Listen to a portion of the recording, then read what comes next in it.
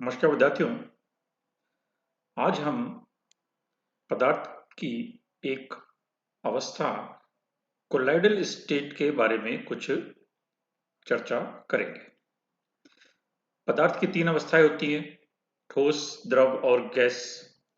ये सामान्यतः अपन ने पढ़ी ही है और अपन इसके बारे में जानते हैं। लेकिन इसके बाद 19वीं सेंचुरी में एक और अवस्था की जानकारी हुई जिसे कोलाइडल स्टेट या कोलाइडल अवस्था कहा गया। एक साइंटिस्ट थे, थॉमस ग्रैहम। उन्होंने देखा कि कुछ अपने एक्सपेरिमेंट्स किए तो उन्होंने देखा कि कुछ पदार्थ ऐसे हैं कि जिनका यदि विलयन बनाया जाए तो ये मेम्ब्रेन में से आसानी से पास हो जाते हैं, यानी इनमें डिफ्यूजन हो जाता है। जबकि इसके विपरीत कुछ पदार्थ ऐसे पाए गए जिसमें उनका डिफ्यूजन नहीं हुआ या वो उस झिल्ली के आर पार नहीं जा पाए, विसरण नहीं हुआ। और कुछ ऐसे पाए गए जिनमें विसरण बहुत धीमी गति से हुआ। तो ऐसी अवस्था में उनके विसरण के आधार पर या डिफ्यूजन के आधार पर उस टाइम ग्रैहम ने दो वर्ग बनाए, एक क्रिस्टलॉइड्स और एक कोलाइड्स। क्रिस्टलाभ और कोलाइड्स का ये दो वर्गीकरण उस टाइम ग्रैहम ने किए। क्रिस्टलॉइड्स किनको कहा? उन पदार्थों को जिनका विलयन जो सेमी परमिएबल मेम्ब्रेन होती है, वेजिटेबल या एनिमल की झिल्ली होती है, जानता हुआ झिल्ली जिसको बोलते हैं, उसमें से वो आसानी से यदि पार हो जाते हैं, डिफ्यूजन हो जाता है। जैसे शुगर का सोल्यूशन है, यूरिया है, सोडियम क्लोराइड है, या कोई बेस है, सोडियम हाइड्रोक्साइड का सोल्यूशन है। तो ऐसे सोल्यूशन जो कि उन झिल्ली के आर पार आसानी से हो गए, उसको तो क्रिस्टलॉइड कहा। और दूसरी तरफ कोलाइड्स हुए, वो विलयन जिनका विसरण धीरे धीरे हुआ। यानी यहां पर जो विसरित नहीं हुए उनकी बात नहीं कर रहे हैं। एक तो जो पूर्ण रूप से विसरित हो गए उनको क्रिस्टलॉइड्स, और जिनमें इनकी विसरण की या डिफ्यूजन की गति बहुत धीमी थी या सेमी परमिएबल मेम्ब्रेन से आसानी से नहीं गुजर पा रहे थे, उनको उन्होंने कोलाइड्स कहा। जैसे स्टार्च है, प्रोटीन है, गोंद है, इस तरीके से। तो कई वैज्ञानिकों द्वारा कोलाइड के सॉल्यूशंस पर अलग अलग तरीके के एक्सपेरिमेंट्स किए गए और फिर बाद में उन्होंने ये नतीजा निकाला कि सिर्फ दो तरीके का ही वर्गीकरण क्रिस्टलॉइड्स और कोलाइड्स का करना ये उचित नहीं है, क्योंकि अलग अलग परिस्थितियों में यदि कोई एक पदार्थ कोलाइड का सॉल्यूशन बनाता है या कोलाइड्स बनाता है, तो दूसरी परिस्थिति में वही पदार्थ क्रिस्टलॉइड भी बना सकता है। तो कुछ पदार्थ ऐसे मिले जिनकी अलग अलग परिस्थितियों में अलग अलग तरीके के विलयन बनाने की क्षमता थी। तो ऐसी अवस्था में उन्होंने कहा कि सिर्फ इन्हीं के आधार पर वर्गीकरण उचित नहीं रहेगा। जैसे सोडियम क्लोराइड है, नमक, हम सब जानते हैं कि ये पानी में आसानी से घुल जाता है। तो सोडियम क्लोराइड जल में तो एक तरीके से क्रिस्टलॉइड है, लेकिन एल्कोहल में या बेंजीन में इसका हम यदि सॉल्यूशन बनाएं तो वो कोलाइड बन जाता है। यानी अगर माध्यम चेंज कर दें तो उस सोडियम क्लोराइड का व्यवहार भी बदल जाता है। इसी प्रकार सल्फर है। सल्फर भी यदि हम अल्कोहल में उसका सोल्यूशन बनाते हैं तब तो क्रिस्टलॉइड बनता है, लेकिन यदि हम उसको जल में घोलते हैं तो उसका व्यवहार परिवर्तित हो जाता है और वो कोलाइड की तरह व्यवहार करता है। इसी तरीके से साबुन है, सोप, इसका हम कंसंट्रेट सोल्यूशन बनाते हैं तो आप देखते हैं कपड़े धोते हैं तो यदि ज्यादा मात्रा में साबुन हमने जल में घोला है तो वो एक कोलाइडल सोल्यूशन बन जाता है, क्लियर सोल्यूशन नहीं होता। लेकिन यदि हम उसको अल्कोहल में घोलें तो वो क्लियर सोल्यूशन बना देता है या क्रिस्टलाइट बना देता है। तो एक ही पदार्थ अलग अलग परिस्थितियों में अलग अलग व्यवहार करता हुआ पाया गया। ऐसी स्थिति में उन्होंने कहा कि सिर्फ दो तरीके से ही वर्गीकरण करना उचित नहीं रहेगा। और फिर उस टाइम उन्होंने कहा कि ये जो दो बातें हैं, क्रिस्टलॉइड या वर्गीकरण किया क्रिस्टलॉइड और कोलाइड्स का, ये एक तरीके से दो अवस्थाएं हैं एक ही पदार्थ की। तो इसलिए उन्होंने इसको नाम थोड़ा सा परिवर्तित करके अब आजकल कोलाइडल स्टेट का नाम अधिक प्रयोग में लाया जाता है। तो आजकल एक चौथी अवस्था के रूप में इस कोलाइडल स्टेट को माना जाता है। यानी एक तरीके से पदार्थ की चार अवस्थाएं हो सकती हैं, ठोस, द्रव, गैस और एक अन्य चौथी कोलाइडल स्टेट।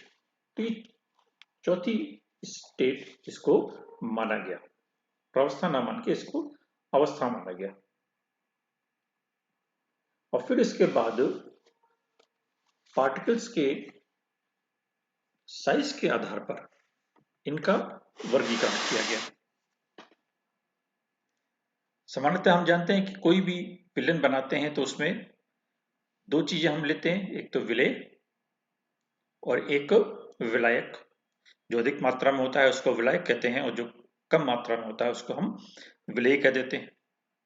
और इस विलेय और विलायक को मिलाकर विलयन बन जाता है। तो ये विलयन अलग अलग वर्ग इसका बना सकते हैं, यानी वर्गीकरण कर सकते हैं। एक तो वास्तविक विलयन या ट्रू सॉल्यूशन,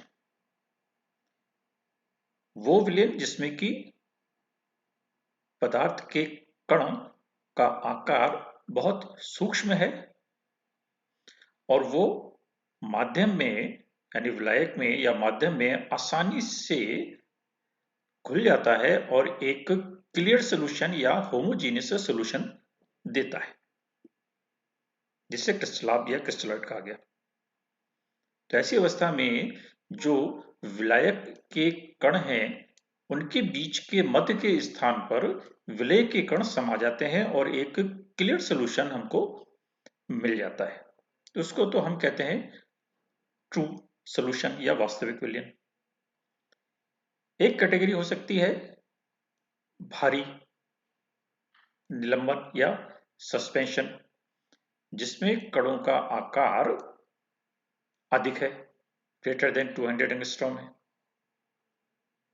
और ऐसी अवस्था में वो कण सॉल्यूशन में या उस सिस्टम में, सॉल्यूशन तो हम क्या कहेंगे, उस सिस्टम में नीचे अवक्षेपित होकर बैठे रहते हैं, यानी वो उसमें घुलते नहीं है।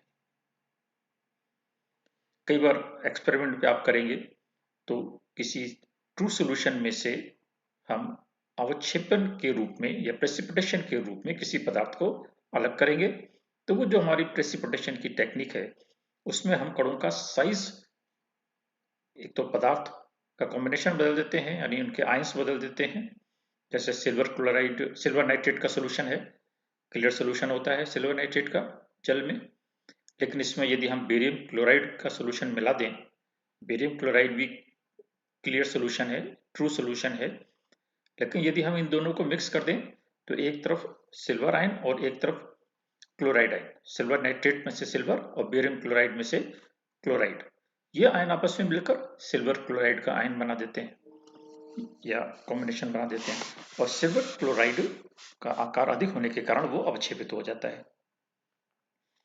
और तीसरी अवस्था है वो हमारी कोलाइड की है, जो कि ट्रू सोल्यूशन और ये जो हमारा सस्पेंशन है इन दोनों के बीच की अवस्था है। तो इसमें कणों का आकार इनके मध्य का है और ये आसानी से विसरित नहीं होते और नीचे भी नहीं बैठते।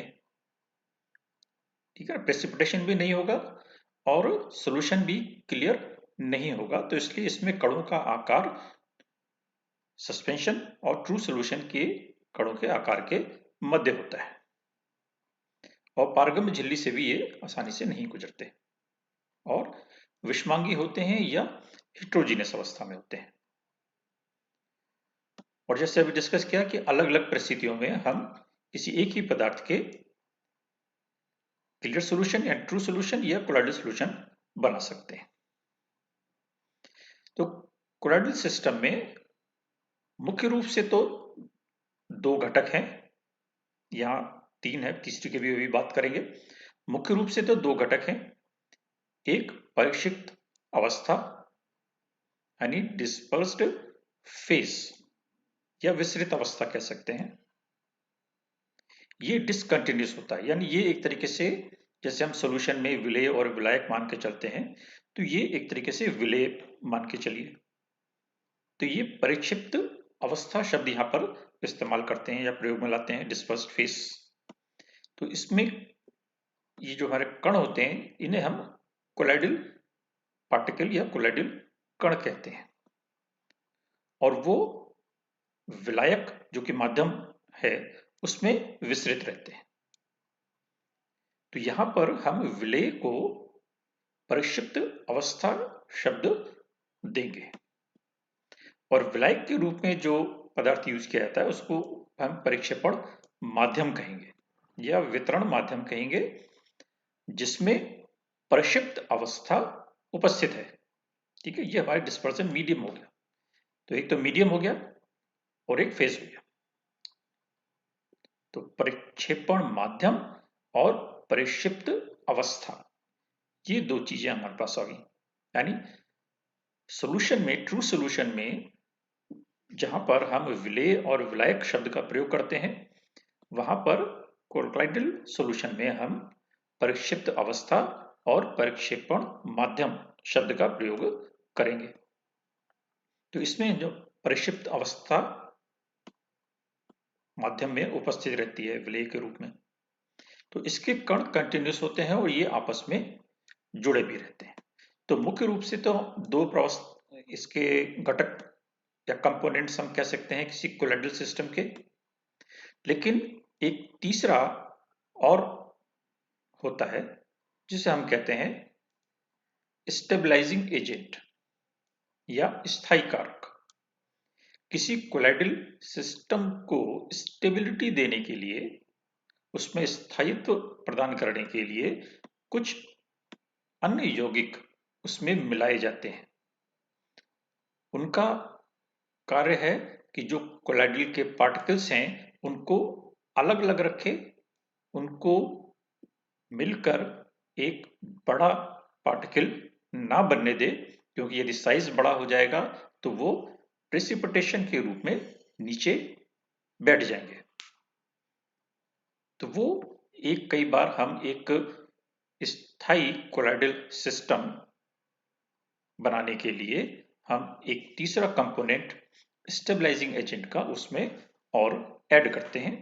तो मुख्य रूप से तो कोलाइडल सॉल्यूशन में हमारे पास दो चीजें हैं, परिचित अवस्था और परिक्षेपण माध्यम, और तीसरा उसमें स्टेबिलिटी प्रदान करने के लिए एक स्टेबलाइजिंग एजेंट। तो यदि कोलाइडल सॉल्यूशन को हम परिभाषित करना चाहें तो उसको एक लाइन में परिभाषित कर सकते हैं कि कोलाइडल विलयन वह विलयन है जिसमें पदार्थ के छोटे कण परिक्षिप्त प्रावस्था के रूप में किसी दूसरे पदार्थ जो कि परिक्षेपण माध्यम है उसमें उपस्थित रहते हैं। तो इस तरीके से हम एक कोलाइडल सॉल्यूशन को एक लाइन में परिभाषित कर सकते हैं।